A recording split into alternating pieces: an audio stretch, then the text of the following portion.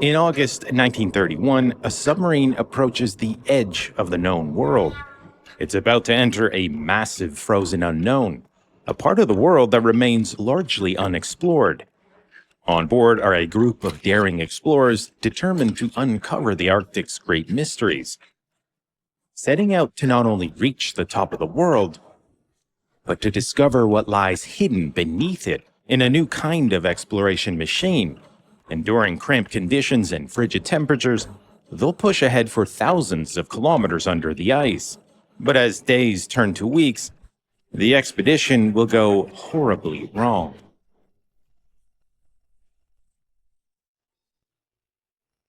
For centuries, explorers tried repeatedly to reach the top of the world. At first, they used ships battling frigid temperatures and treacherous sea ice. Their vessels often became trapped, stranding crews with little hope of rescue. Later, explorers tried with dog sleds or even on foot, often ending tragically. Over the centuries, hundreds of explorers perished. So challenging was the Arctic that the first undisputed discovery of the North Pole wasn't until 1926, and it was only from the air, in a modified airship that never even touched the ground. So, when accomplished explorer Sir Hubert Wilkins planned to set foot on the North Pole, he was convinced there was a better way to do it. The North Pole doesn't lie on a continental landmass like the South Pole. Instead, it's located in the middle of the Arctic Ocean, amid waters almost always covered in ice. Wilkins was convinced that a submarine would be the ultimate way to reach the North Pole, and fitted with the latest scientific equipment, it could help solve the Arctic's great mysteries. Wilkins would set off in the summer, first sailing across the Atlantic, then all the way up to the Arctic Circle. From there, his expedition would head west, spanning over 3,000 kilometers. Over 6 weeks, he'd zigzag underneath the ice, emerging from the deep through any openings, before finally ending in Alaska. To fund the expedition, Wilkins put up his own savings and raised money from wherever he could. He lectured day and night, and even wrote a book outlining his ambitious plans. But it still wasn't enough. He'd need serious backing. And one sure way to get it was to turn his scientific pursuit into a media sensation. A voyage under the ice was the kind of thing that would sell out newspapers. So Wilkins made a deal with newspaper magnate William Randolph Hearst, a man with a flair for sensationalism. Hearst would get exclusive publishing rights, and Wilkins would get his funding. And to create even more buzz, Hearst orchestrated for Wilkins to meet up at the pole with a second expedition. The massive airship Graf Zeppelin would fly overhead just as Wilkins emerged from the ice, captivating the public with headlines of the pole being conquered from above and below. If he could pull off the stunt, Hearst offered Wilkins a $150,000 prize. All that was left was to find a submarine.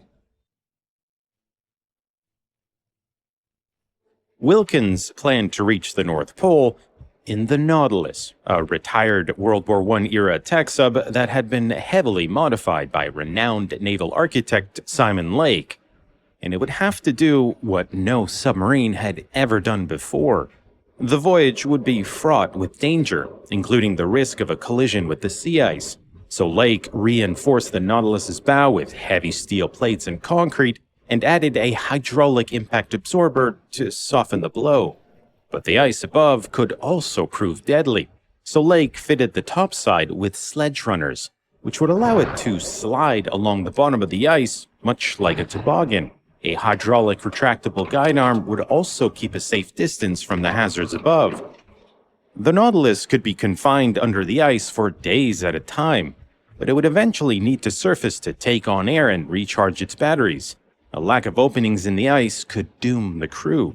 So Lake innovated a series of drills capable of boring through the ice, allowing the Nautilus's crew to drill through up to 20 feet to reach the surface.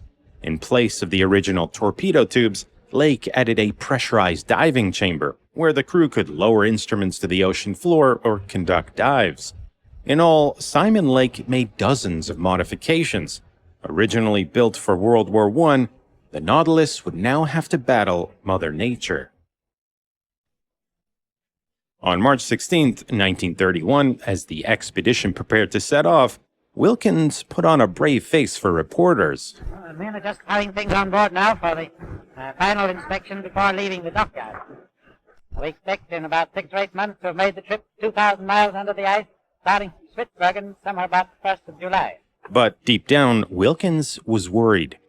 He feared many of the sub's novel features were unnecessary, even dangerous. He had reservations about the sledge runners, the ice drills, and the shock absorber, which he worried would actually lodge itself into the ice, trapping the Nautilus beneath the surface. Wilkins insisted on installing a photosensitive electrical cell to measure the thickness of the ice above so he'd know where to surface, but Simon Lake denied the request. The Nautilus was Lake's submarine. He's the one who leased it from the U.S. Navy, and he had the final word on any modifications. Wilkins merely subchartered it for the expedition. There was little he could do but accept the submarine as it was. But the wonder gadgets would cause headaches before the expedition even began, repeatedly forcing the sub back into port for repairs. It was one thing to invent novel features. Trying to retrofit them onto a tired old sub created all kinds of issues. Confirming Wilkins's worst fears, the ice drills didn't even work during testing, and a separate engineering firm was called in to try to figure it all out. The weeks turned into months, and Wilkins was beginning to feel the pressure. If the Nautilus was to meet the Graf Zeppelin at the North Pole, time was of the essence. Otherwise, Wilkins would lose out on Hearst's prize money. By June, Wilkins had had enough. Mechanical issues be damned, it was time to get going. The journey across the Atlantic was grueling. The tiny sub was easily tossed around by fierce North Atlantic storms. The crew were also beginning to learn just how uncomfortable the Nautilus was. The submarine was cramped and claustrophobic to begin with. Now loaded up for the expedition, there was even less space. For 20 men, there was just a single toilet out in the open between 2 roaring diesel engines. The crew would have to spend their entire day standing, because there wasn't anywhere to sit. Only a handful of bunks shared amongst the men provided any relief. Wilkins sent Hearst daily radio updates documenting the harrowing journey. This morning, an extra heavy wave swept the decks and carried away the screen before the bridge. Nearly everyone aboard was seasick, and when the Nautilus's bilge pump failed, sewage, oil, and vomit began to swill around the crew's feet. But as the tiny sub battled the fierce Atlantic, things only got worse. The 4th cylinder of our starboard engine is badly cracked. Forced to shut down one of its 2 engines, the Nautilus could only limp forward. On June 13th, a week into the journey, the Nautilus stopped sending radio updates. And for several days, no one had any idea about the fate of the sub and its crew.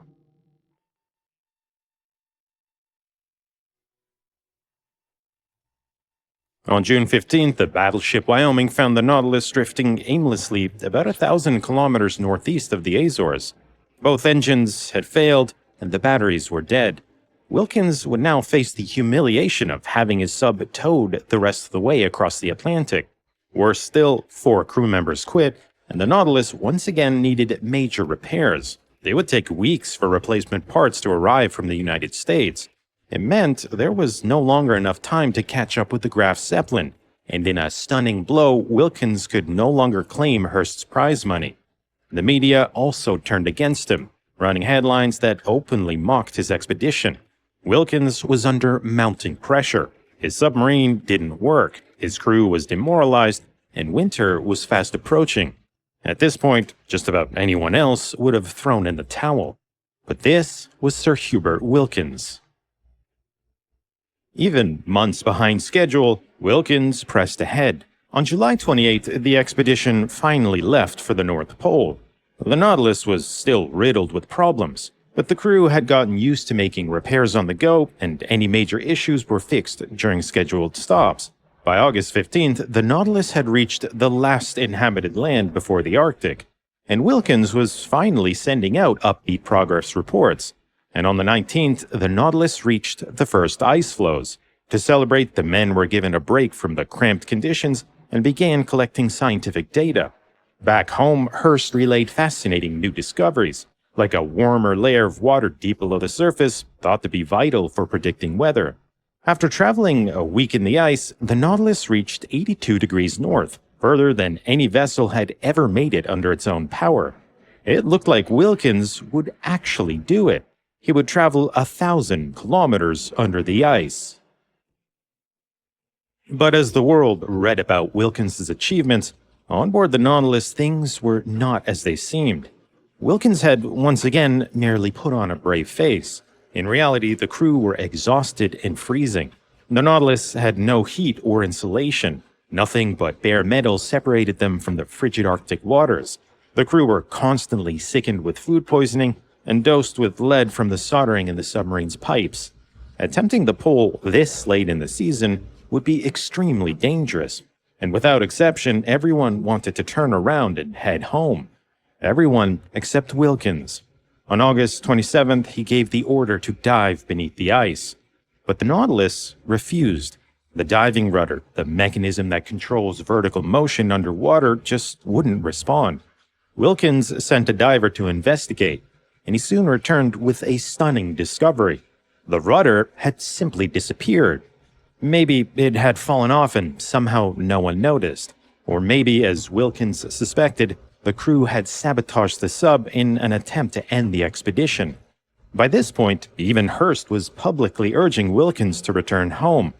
But again, things weren't what they seemed. In a private message, the Hearst Corporation pressured Wilkins to continue to the pole, reminding him of their agreement. And that left Wilkins with an impossible decision: return home to certain failure and financial ruin, or press on and risk the lives of the crew. On August 31st, Wilkins ordered the ballast tanks flooded and trim set 2 degrees down. He would force the Nautilus to submerge by ramming it under the ice. The sound of the sledge runner scraping against the ice reverberated right through the superstructure, as if the Nautilus was being torn apart. It's as though Wilkins had lost his mind. He couldn't possibly reach the pole in the crippled sub. But faced with an endless string of setbacks, Wilkins seemed determined to prove a point. They pushed on for several kilometers before Wilkins ordered a test of the ice drills. For hours, the crew tried in vain to bore through just a few feet of ice. Each time, Simon Lake's patented drill would only go so far before jamming. It was hopeless. On September 6th, Wilkins finally sent out the radio transmission that, by now, everyone was hoping for. Our Arctic trip is over.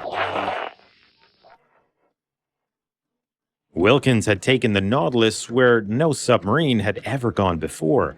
But it would be another 3 decades before anyone successfully traversed the Arctic underneath the ice.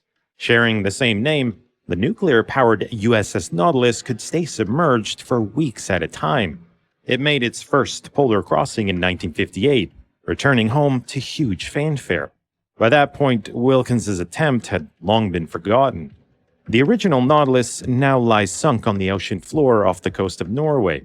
After the crew returned from the Arctic, the sub was deemed too worn and damaged to be worth saving, and it was deliberately sunk.